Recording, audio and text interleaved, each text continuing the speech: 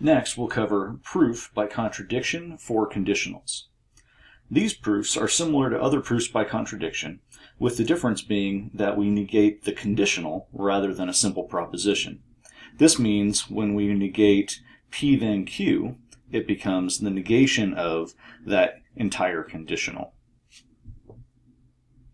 This means that P is true and Q is false.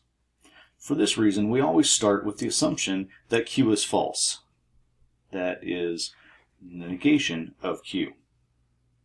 This works because of the logical equivalence of P and not Q, then false, is logically equivalent to P then Q.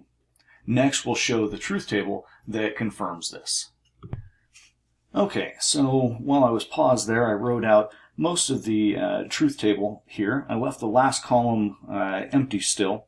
This is where we're comparing P and not Q conditional to false.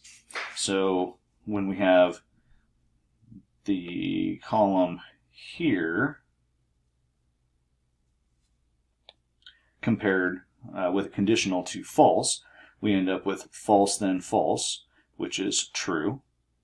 And then we have true then false, which is false. False then true, or false then false, which is true. And false then false, which is true. And this leads us with, let me switch my pen color, with this having the same truth value as this. Therefore, those two are logically equivalent.